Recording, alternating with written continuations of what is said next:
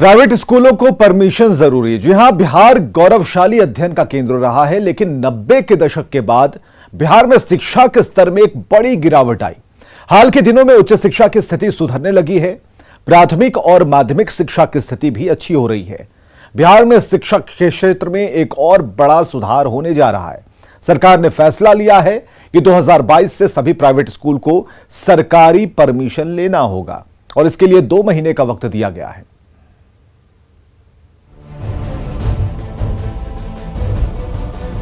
अच्छी शिक्षा भावी इतिहास बनाती है। बिहार की शिक्षा ने पूरे भारत का स्वर्णिम इतिहास रचा है।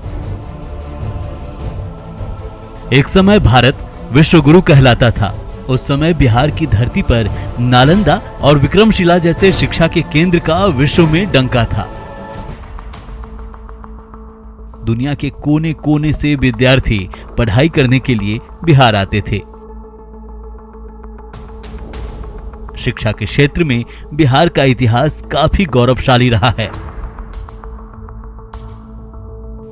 बदलते वक्त के साथ बिहार में शिक्षा की स्थिति भी बदल गई। 90 के दशक में तो मानो बिहार में शिक्षा व्यवस्था चौपट ही हो गई।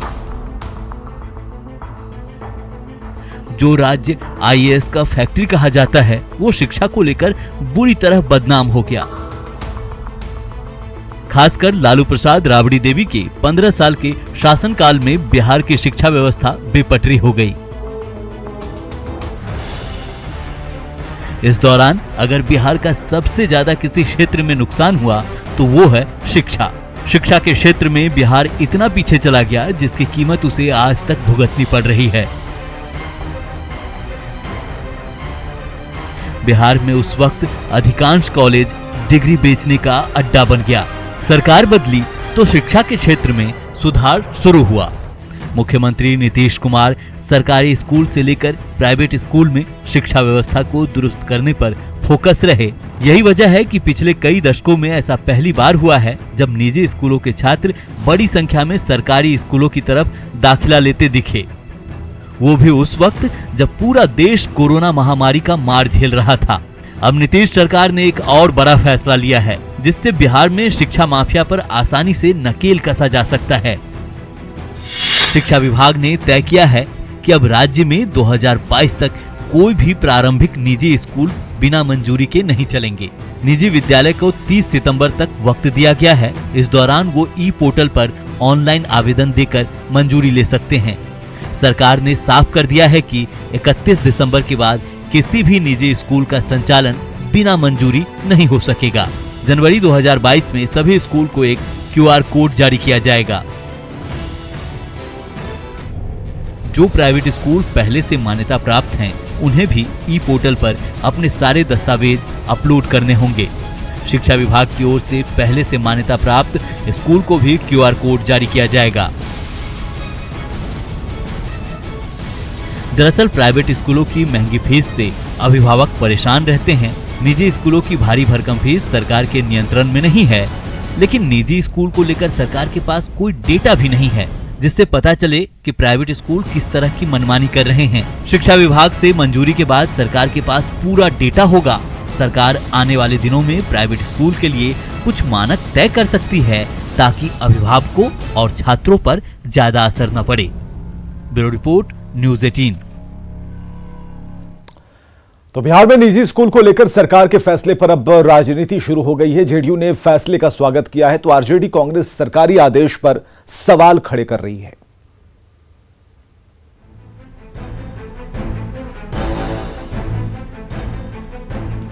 बिहार में अब अगर कोई निजी स्कूल चलाना चाहता है तो उसे सरकार से मंजूरी लेनी पड़ेगी। बिहार में अब 1ली से 8वीं तक के प्राइवेट स्कूल बिना सरकारी मंजूरी के संचालित नहीं हो सकेंगे। प्राइवेट स्कूल को अपने सारे डॉक्यूमेंट सरकार के वेब पोर्टल पर ऑनलाइन अपलोड करने होंगे। इन स्कूलों को 2 महीने का वक्त दिया गया है। जेडीयू प्रवक्ता अभिषेक झा का दावा है कि इस फैसले से छात्र और अभिभावकों को लाभ मिलेगा।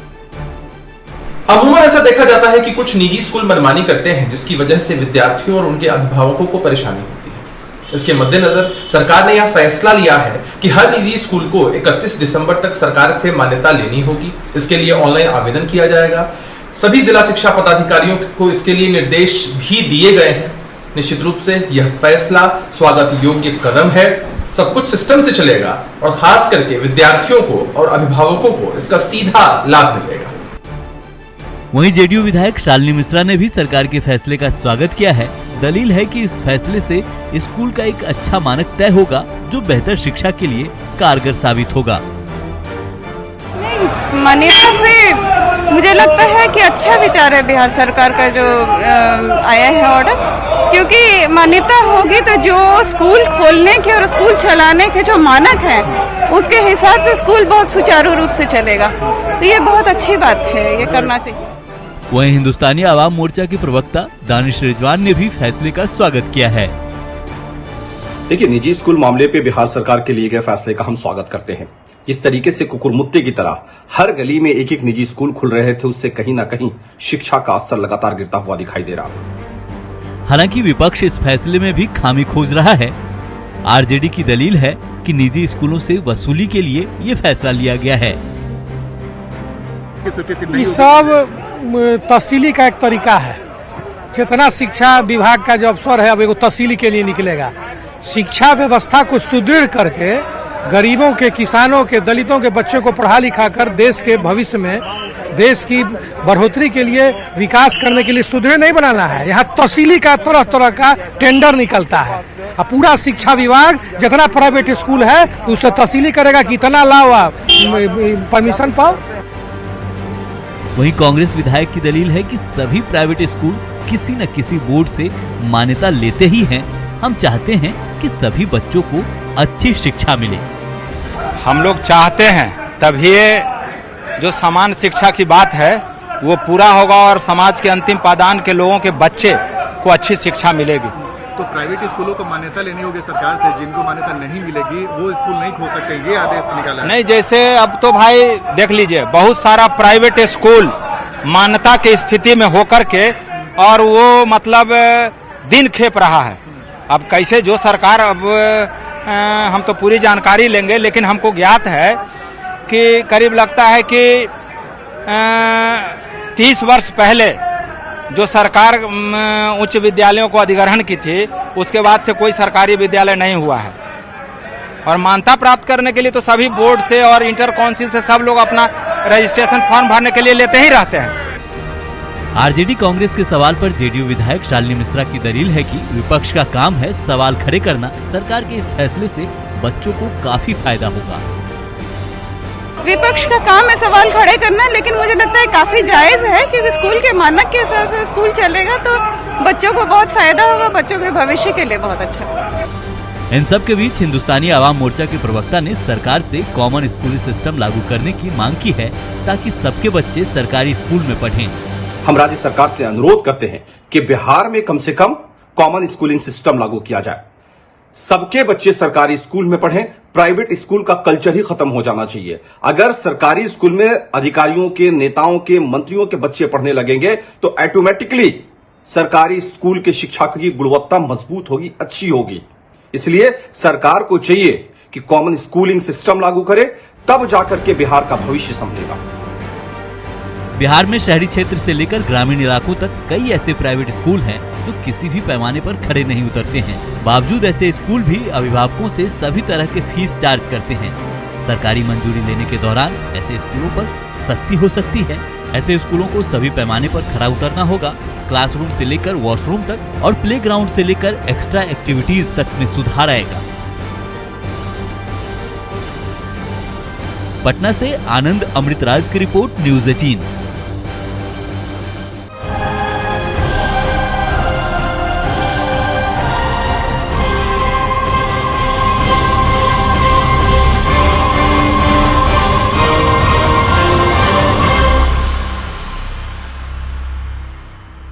कहते एक से भले दो में पानी नहीं होता, वो भी अचानक लबालब हो जाती। गढ़वा जिले के श्री वंशीधर नगर की ये तस्वीरें देखिए। थोड़ी देर पहले जहां कुछ नहीं था, अचानक पानी की वजह से कोहराम मच गया। दरअसल कोलछिकी गांव में जंगली इलाके में अचानक बाढ़ का पानी घुस गया, जिससे जबरदस्त नुकसान हुआ। लोगों के घर डूब गए हैं, अनाज बर्बाद हो गया।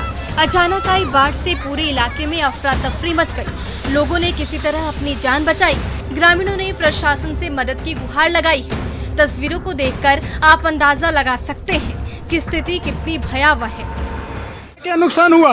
पूरा घर में जितना भी था सामान, चावल में भी पानी भर गया है, सब चावल गेहूं सब खत्म हो गया।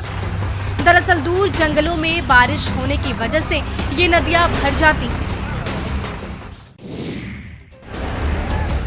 झारखंड के गढ़वा जिले में नदी में अचानक आई बाढ़ से एक बड़ा हादसा होते होते रह गया।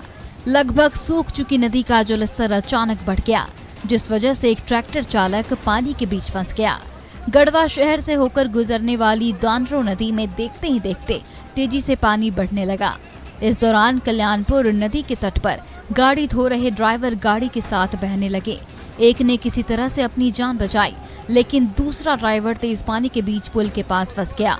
सूचना मिलने के बाद सीआरपीएफ के जवान और स्थानीय लोग पहुंचे और पुल से रस्सी गिराकर ड्राइवर का रेस्क्यू किया। ड्राइवर ने बताया कि पानी इतना तेजी से बढ़ा कि निकलने का समय ही नहीं मिल पाया। बता दें कि भारी बारिश के चलते देश की कई नदियों के जलस्तर में बढ़ोतरी देखी गई है। देश के कई इलाकों में बाढ़ का भी खतरा मंडराने लगा है।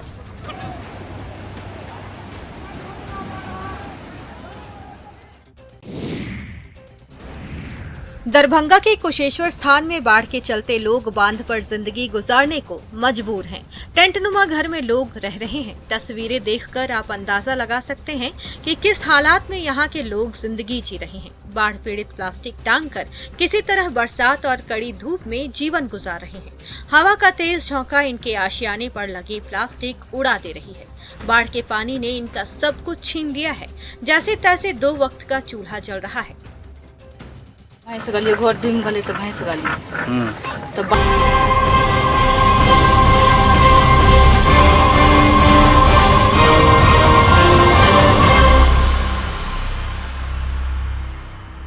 तो राइट टू एजुकेशन के तहत यह तय है कि सभी निजी स्कूल को सरकार से मंजूरी लेना है। शिक्षा विभाग के अपर मुख्य सचिव ने साफ कर दिया है कि इस प्राइवेट स्कूल पर किसी तरह का शिकंजा नहीं है, बल्कि इससे एक डेटा तैयार होगा। सरकार को खबर रहेगी कि कितने बच्चे प्राइवेट स्कूल में पढ़ रहे हैं और कितने सरकारी स्कूल में। वहीं निजी स्कूलों के संचालकों ने भी फैसले का स्वागत किया है। यह रिपोर्ट देखिए।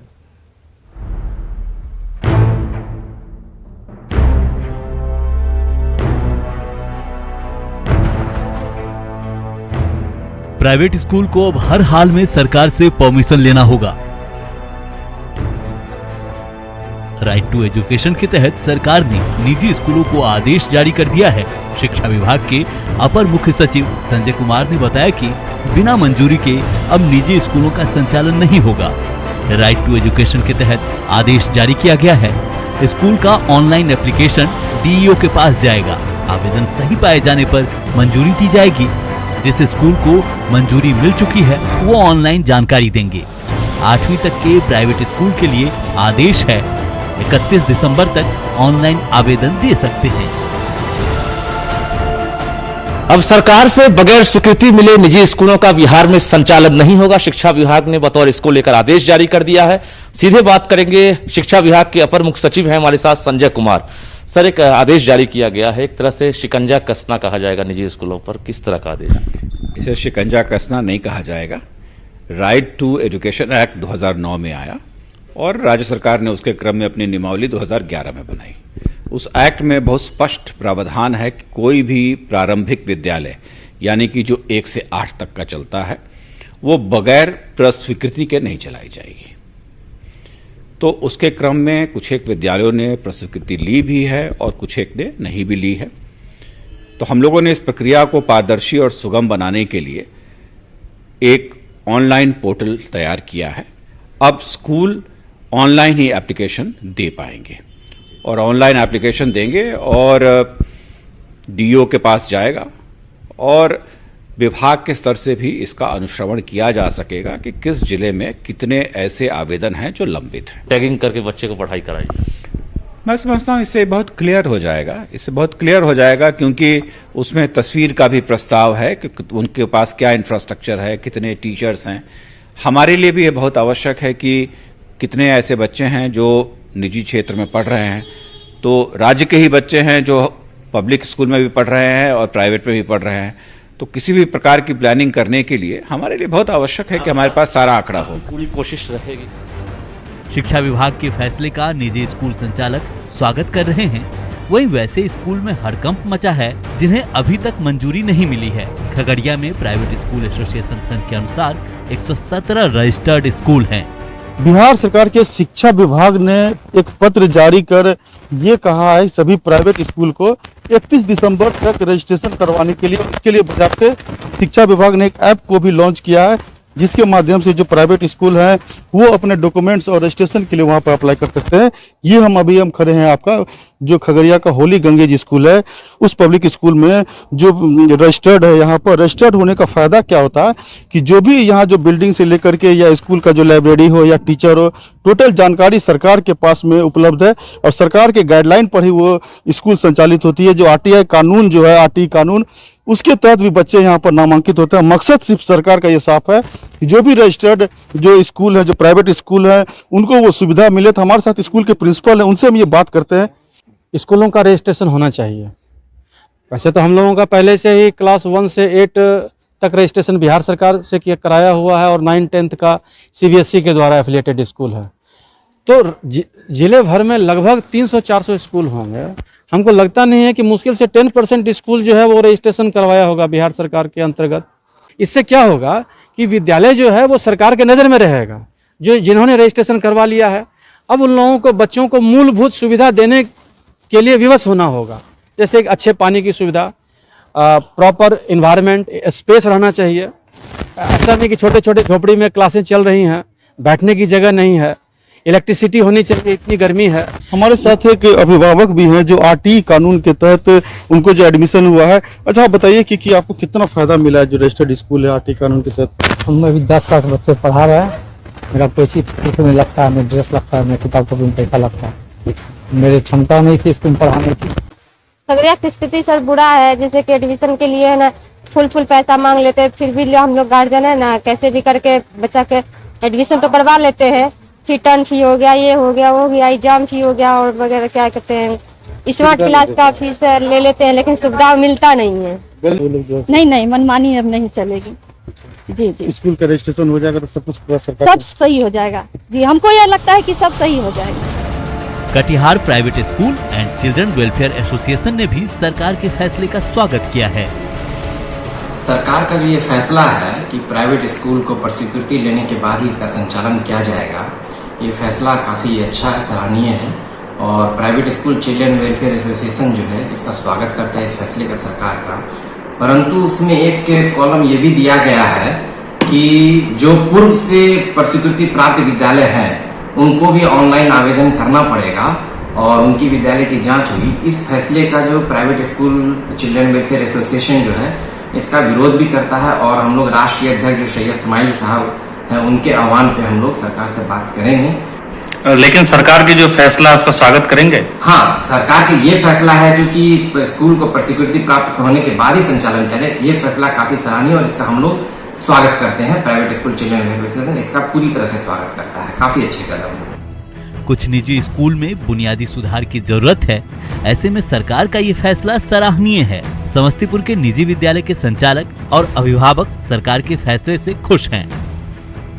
बिहार में निजी विद्यालयों पर सरकार ने शिकंजा कसना शुरू कर दिया है और जो निजी विद्यालय सरकार से अनुमति नहीं लेंगे उन्हें अब इस विद्यालय को नहीं चलाने दिया जाएगा। हमारे साथ कुछ गार्जियन और निजी विद्यालय के संचालक हैं, हम उनसे सीधा सवाल करेंगे। पहले जो डायरेक्टर हैं उनसे, जो सर ये सरकार का जो नियम है उस पर क्या कहेंगे?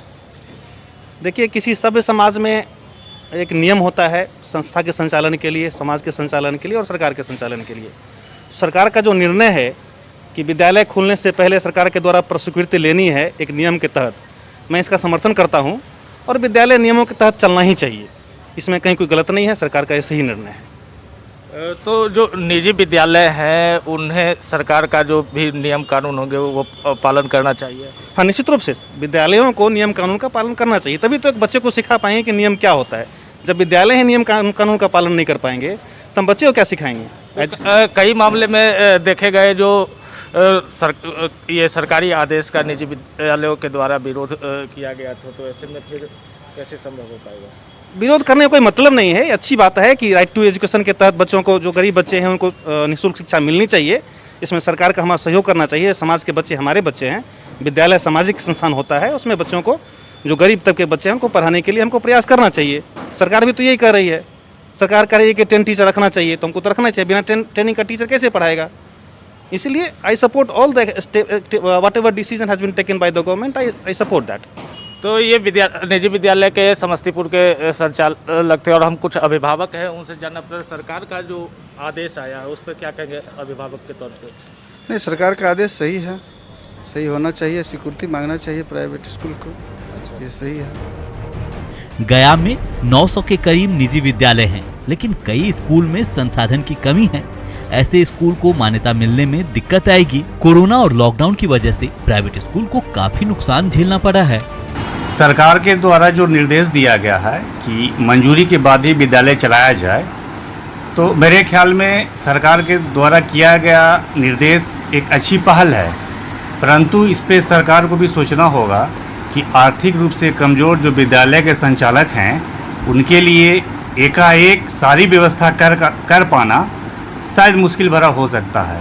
पहले सरकार को इनके साथ एक बैठक करनी चाहिए, संस्थापक के साथ क्या परेशानी है, इन परेशानियों पे बैठ करके चर्चा किया जाए और चर्चा के बाद इन्हें एक मौका दिया जाए, और मौका देने के बाद अगर विद्यालय संचालक फुलफिल नहीं कर पाते हैं तो बेहिचक इन पे कार्रवाई होनी चाहिए, क्योंकि एफिलिएशन के लिए इन्हें बुनियादी सुविधा का ज़रूरत है, जिसके तहत अग्निशमन को उपकरण चाहिए, प्रत्येक वर्कश में कैमरे का आवश्यकता है, आरओ वाटर का सुविधा चाहिए, शौचालय बुनियादी आवश्यकता में है, यह होना चाहिए।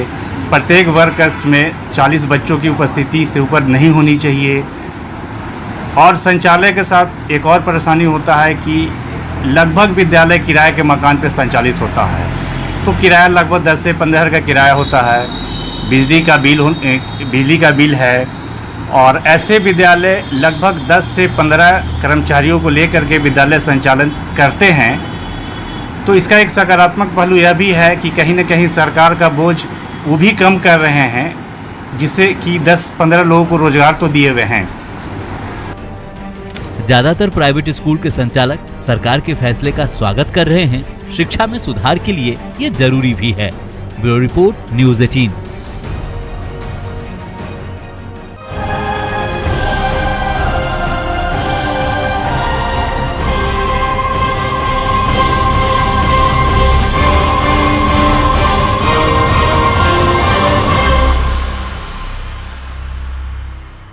जर्म्स को किल करने व इम्यूनिटी को बढ़ाने